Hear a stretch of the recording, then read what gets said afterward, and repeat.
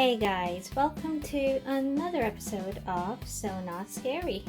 Today's episode is going to be a little bit unusual because I will be working with paper today.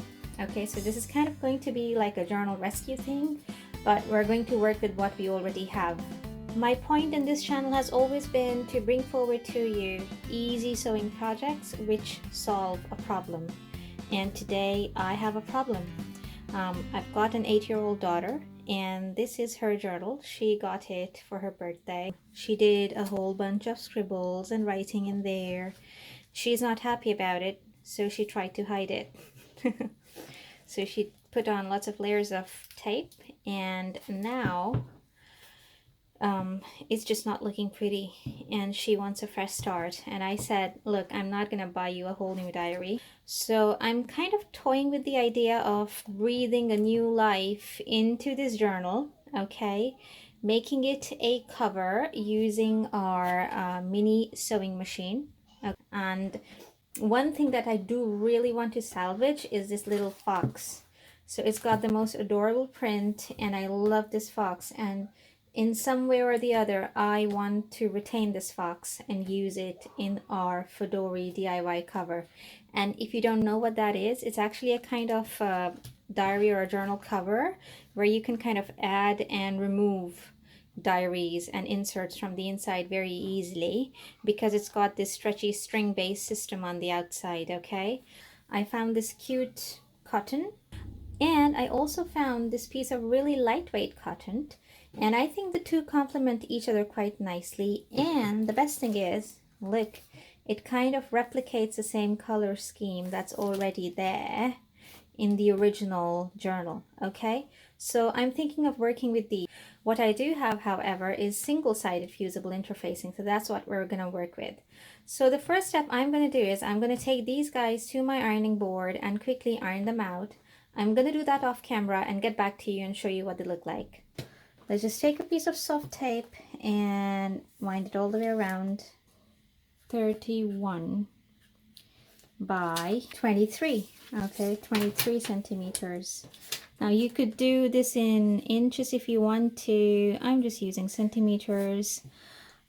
Those are the final measurements, 33 by 25 centimeters, and we're going to cut out 2 pieces of fusible interfacing, the heaviest weight you can find of that dimension. So let me do that off of camera and show you what that looks like.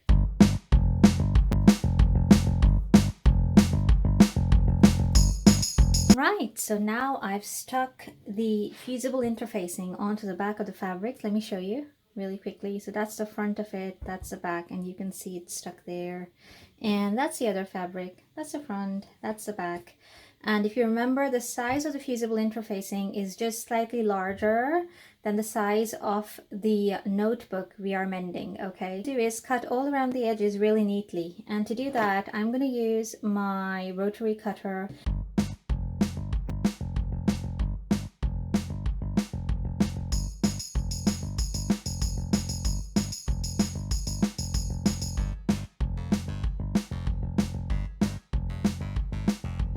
So that's one fabric, and that's the other fabric. And if you've never worked with fusible interfacing before, let me show you what it can do. Look how lovely and stiff the fabric is now. Okay, even this one, which is very flimsy, look how lovely and stiff it is. And that's what's going to give our project a nice body. Okay, we have to put both the right sides together like so. Okay, matching up the corners as best as possible. I'm going to start pinning. Okay.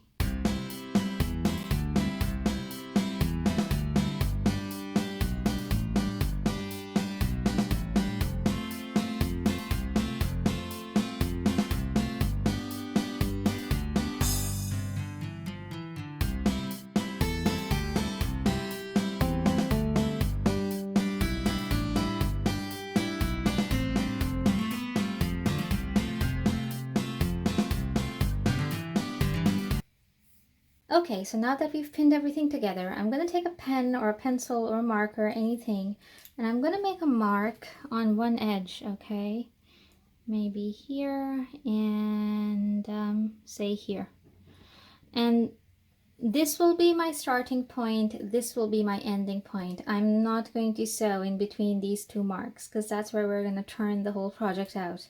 So now let's set up our mini sewing machine and see what we're going to do there.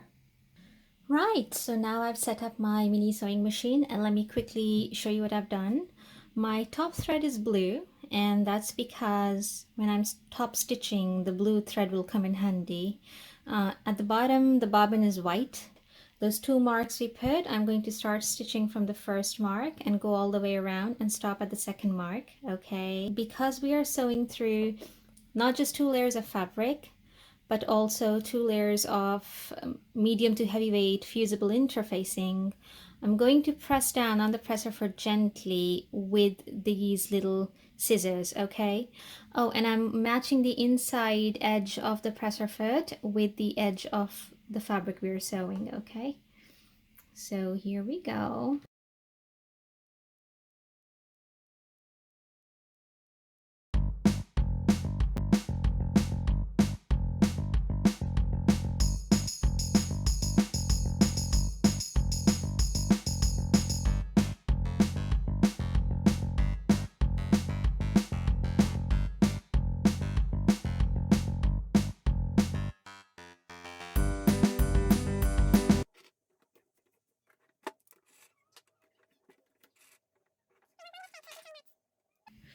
Look at those sharp corners. Look how beautifully the sewing machine stitched them out for us. Okay, that's the third one. And the final corner. Okay, if there are any flaws, it's because of the fact that I'm not such a good sewist. Okay, so now what we have to do is quickly pass both these threads with the needle onto one side of the fabric and knot them up into a tight knot. Okay, so let's do that. And I'm gonna clip the corners just beyond the stitch line.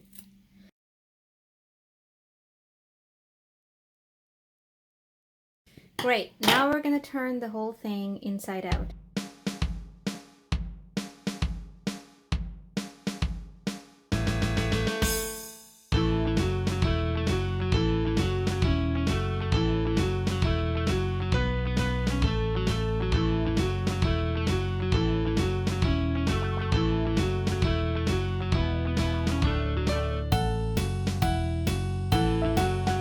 So I'm going to take it over to my ironing board and press the whole thing out. Right, so I've finished pressing the project all the way around, and I hope you can see that it's now lying pretty flat and it's looking really good. And what I've also done is the hole that we use to turn the project right sides out, I folded in the edges and pressed it down, okay? So now what we have to do is seal the hole. So to do that, we're going to return back to our mini sewing machine, okay? Only put this bit under the presser foot and just stitch a straight line right there, okay? So I'm just going to fold it there, just straight down the middle. And I'm winging this as I go. I'm not an expert at sewing or quilting or anything. I'm just brainstorming as I work with you. There we go. I can see a kind of a straight line right there, okay? We're just going to do a nice straight stitch all along that fold, okay?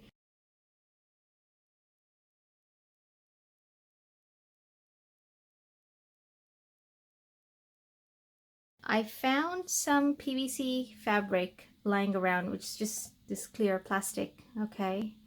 And I cut it into the shape of a square, slightly larger than this fox, okay?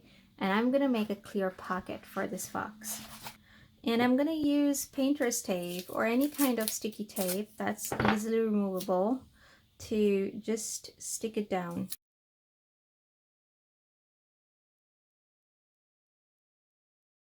We're gonna use some baby powder.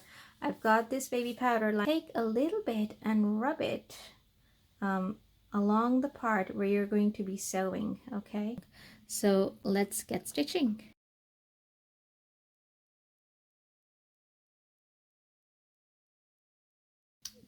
Oh, crikey. I slipped off the plastic. I will have to backtrack. Look what I did right there. I made a mistake. I slipped off the plastic. Just gonna have to go back.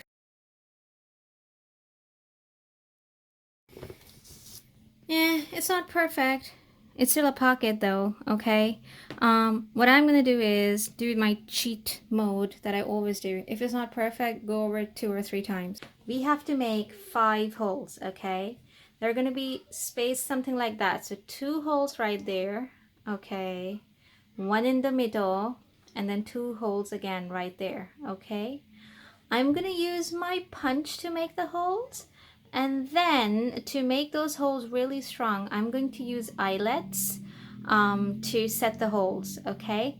So first thing, I'm going to fold this down the middle, okay? And so you can see that's the crease on which we need to work, okay? 1 centimeter in, and then 2.5 right there. One's going to be right down the middle. So I'm just going to avoid this stitch line that we did and maybe just above it. Okay, right there. So 1, 2, 3, 4, 5 different holes. Okay guys, it's done. I've installed the eyelets. It's not perfect like you would probably find in commercially installed eyelets. So I know they're wonky. I know there are imperfections, but you know what? We're doing this at home on a tiny little mini sewing machine with all the resources we've got, and it's good enough for me. So let's move on to the next step, which is stringing these holes. Okay, how do we do that? So we have to measure it slightly longer than 2 times the length of this cover.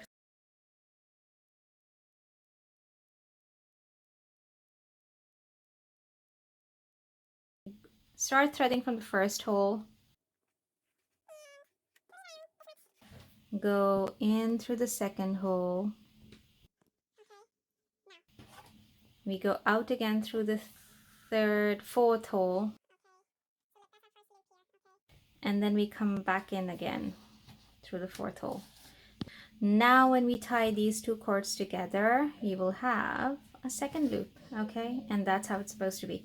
What do we do with this hole? With this hole, we need a piece of string which wraps comfortably around it. So I'm going to snip that off right there. Double it up. That bit goes out through that hole, okay? Right there. So this little bitty bob has gone through the hole. And I'm just going to tie a knot right there. Yeah, Zoya? What do you think? Yep.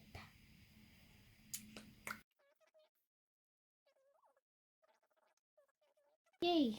So, now what we need to do is operate upon our sad diary. So, step 1, we need a pair of scissors. And you guys can turn away now if you want to, because I'm going to chop this up. Now, let's take a look at the spine of it. The spine is in really good shape.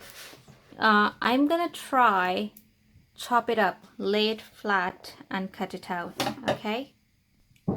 Okay, so we've got our journal on top of a cutting mat. If you don't have a cutting mat, you can use an old chopping board, which is clean, okay? And right there where I've opened the spine up, okay, I can see that fold where I need to cut. So here goes nothing.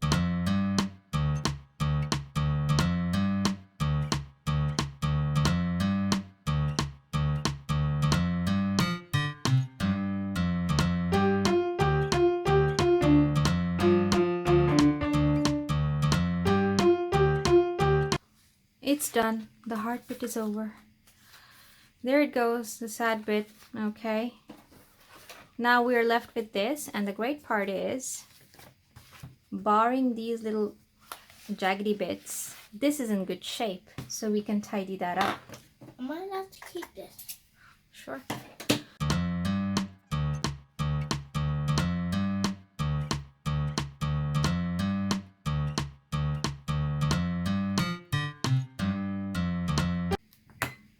Okay, so that's done. So this is what we're gonna do now. Okay, so this is what I've done so far. I cut up that cute little fox, okay, and I used my corner rounding punch, which is this little guy, to round up the corners here, okay. And now we're gonna see if it fits into this little wonky pocket we made. Now it's a bit wonky, but look how cute this looks. Oh, hello, fox. So let's just find the rough midpoint of the notebook and as gracefully as possible slide it through. Okay, and snip off the excess. See my board? It's already finished, Mommy. Just a second. No, leave those there. They're supposed to be there, okay? If you snip them up too close, they might pull back and the whole thing might unwind, okay? So we close this, and now we bind it like this. Oh my god, that looks so cool. So let me just quickly show Zoya what it looks like. So there it is. Those are the holes we'd made. 1, 2, 3, 4, 5. Oh, can you see 4, 5? 1, 2, 3, 4, 5. Okay. We open it like this. Okay. That's the pristine notebook. Okay. I think it's been salvaged really well. That's the inner cover. That's the quilting kind of line that we did to keep everything from shifting. That's the wonky pocket. And like I say, I always show you guys my mistakes because I want you to see the kind of mistakes which are realistically possible, because we're just starting out sewing. I'm no expert either, but I think it still looks really sweet. It really works. And Zoya, do you like it? I love it. How much do you like it? That. I can't reach. That's a lot. That's a lot. So I think tiny. all in all this was successful. And when this is full, we can replace it. Also, the other loop right there, we can also put another little notebook in there or connect even more. And if you want to find out, just Google Fauxdori and how they work, and you can find more videos on YouTube. So that's our Fauxdori all done. I hope you liked this tutorial, guys. If you did, or if it was helpful, do give it a thumbs up. Subscribe to my channel. I am posting out frequent videos. Check out my blog, ooniCrafts.com, and I'll see you next time. Bye!